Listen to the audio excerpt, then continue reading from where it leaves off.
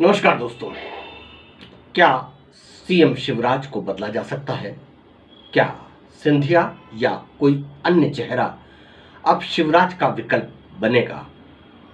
अगला चुनाव बीजेपी किस बूते पर लड़ेगी? मध्य प्रदेश में आगामी चुनावों में बीजेपी की स्थिति क्या है? इन सवालों के उत्तर जानेंगे। लेकिन फिलहाल जिन्होंने चैनल को सब्सक्राइब नहीं किया है वे चैनल को सब्सक्राइब कर लें ताकि अगले कई विषयों पर आप अपडेट रह सकें।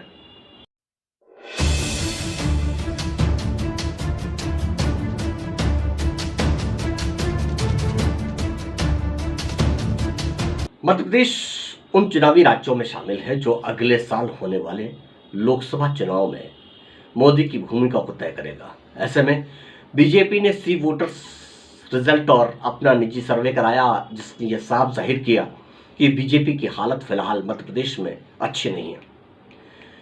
इधर बीजेपी हाईकमान दिल्ली में बैठकें करता रहा और उसे यह समझ नहीं आया कि मध्य प्रदेश के मुद्दे पर गुजरात फार्मूला लागू नहीं हो पा रहा है और न ही यूपी का। राज्य मध्य प्रदेश अपने हाथ से फिसलता देखकर चुनावी रणबांकुरों को भी संभाल कर रखना जरूरी है। तो ऐसा क्या किया जाए कि बीजेपी सत्ता में येन किरण प्रकारेण बनी रहे और अगले साल भी चुनाव के बाद में वो मध्य प्रदेश में वापस आ जाए। ये बीजेपी की अपनी अंदरूनी लड़ाई है। शिवराज को क्या चेंज किया जाएगा? यह मुद्दा पिछले साल लगभग 1.5 साल से ज्यादा गर्माता रहा, हावी रहा।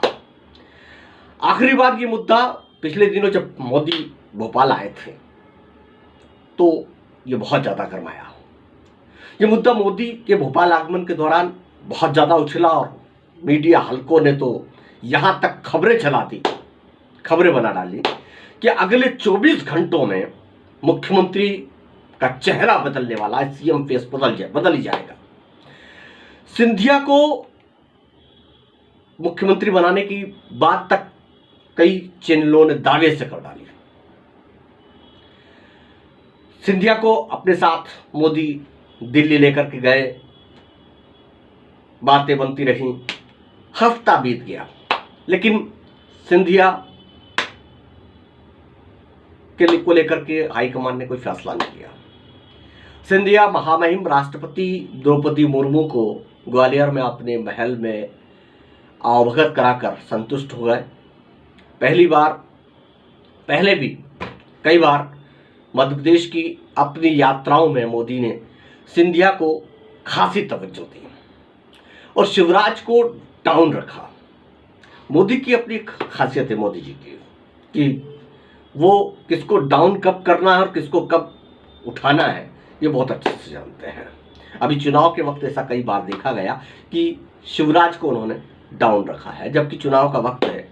अब उनकी इसके पीछे क्या सोच है वो जानते हैं, लेकिन इसका कभी कोई खास असर होगा सिंधिया को उठाने में वो अभी दिखाई नहीं दे रहा है। सिर्फ ये मुलाकात सुर्खियां बटोर रही हैं। अब सवाल ये उठता है कि बीजेपी सिंधिया को क्या अगला सीएम फेस बना पाएगी? इसका उत्तर मिला कि बिल्कुल भी नहीं। क्यों? क्योंकि नड्डा ये अच्छी तरह जानते हैं कि बीजेपी में आयातित वो चेहरा और उनके समर्थकों को जिन्हें खरीद कर लाया गया है, ऐसा तमगा सिंधिया और उनके लोगों पर लगा है। उन्हें बीजेपी के समर्थित और कर्तव्यनिष्ठ कार्यकर्ता कभी बर्दाश्त नहीं कर सकते। खुद पार्टी के अपने वरिष्ठ नेता नरेंद्र सिंह तोमर, नरोत्तम मिश्रा, कैलाश विजयवर्गीय जैसे नेता भी नहीं चाहते हैं कि सिंधिया को सीएम फेस बनाया जाए। नरोत्तम मिश्रा तो खुद CM2 की दौड़ में शामिल रहे। ऐसे में अब एन वक्त पर सीएम फेस चेंज किया जाना बिल्कुल भी संभव नहीं है। यह जाहिर कर दिया गया है कि बीजेपी पीएम मोदी को सामने रखकर चुनाव लड़ेगी। न शिवराज और न सिंधिया।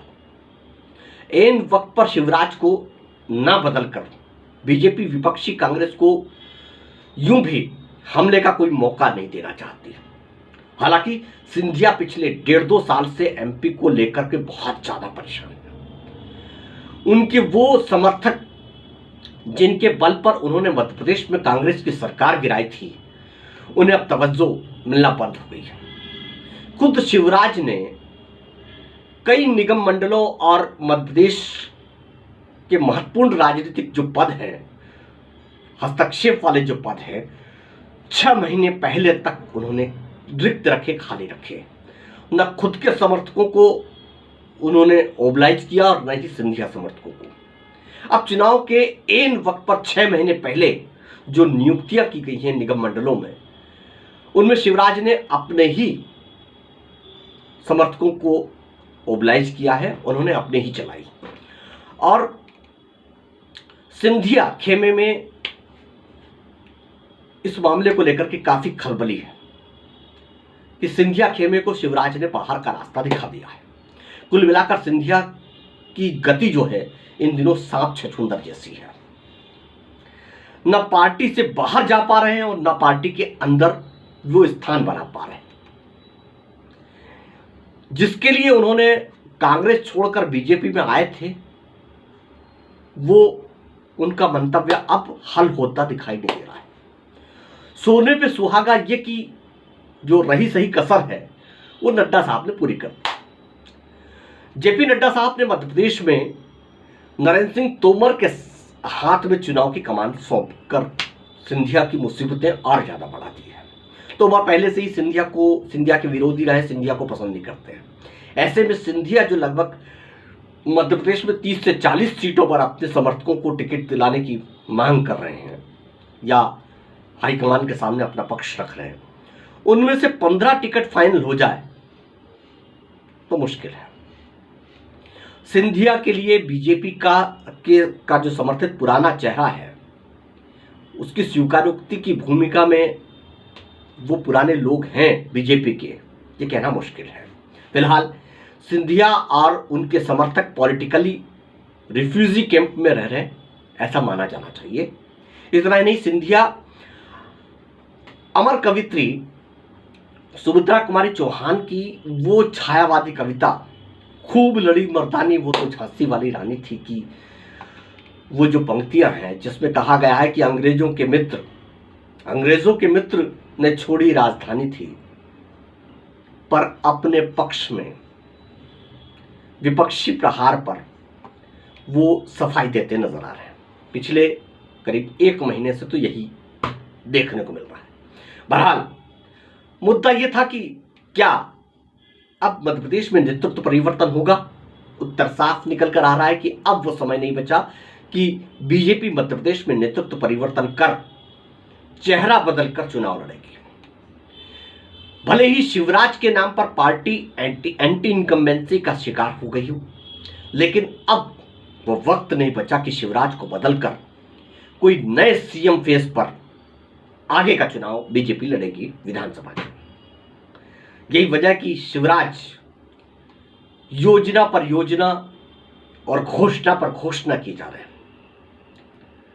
सबको साधने का जो जी तोड़ वो प्रयास कर रहे हैं, लेकिन जनता के बीच वो मानस नहीं बना पा रहे हैं जिसकी अभी इस समय आवश्यकता है। हालांकि शिवराज को जो इस समय करना चाहिए था वो सब कुछ कर रहे हैं, लेकिन शिवराज को भी ये मालूम है कि पीएम मोदी नहीं चाहते कि वो शिवराज अगला सीएम बने, और वो सीएम फेस है नहीं, ये भी शिवराज बहुत अच्छे से जानते हैं।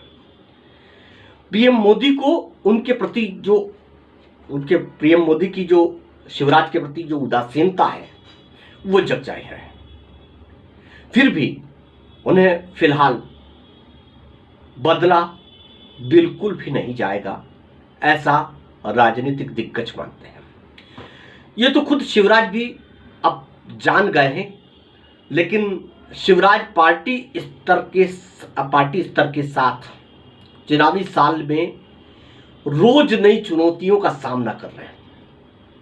वहीं नागपुर के बाद मध्य प्रदेश में संघ का गढ़ माधव सेवा न्यास उज्जैन चुनावी ब्लूप्रिंट तैयार कर रहा है। मध्य प्रदेश में संघ की भूमिका ही बीजेपी के लिए जीवनदायिनी हो सकती है, वरना मामा से भाई तक की भूमिका में आए शिवराज अब चंदा मामा दूर के हो चले हैं। अगले अंक में आपसे किसी नए विषय के साथ चर्चा होगी। तब तक के लिए अपने कमेंट्स और विचार के साथ में सब्सक्राइब इस चैनल को जरूर कीजिए। हमें आपकी बातों का इंतज़ार है, आपकी चर्चा का इंतज़ार है, आपके विचारों का इंतज़ार है। आप अपने विचार जरूर व्यक्त कीजिएगा, कमेंट्स कीजिएगा, लाइक कीजिएगा और सब्सक्राइब तो जरूर कीजिएगा। फिर मुलाकात होगी। नमस्कार।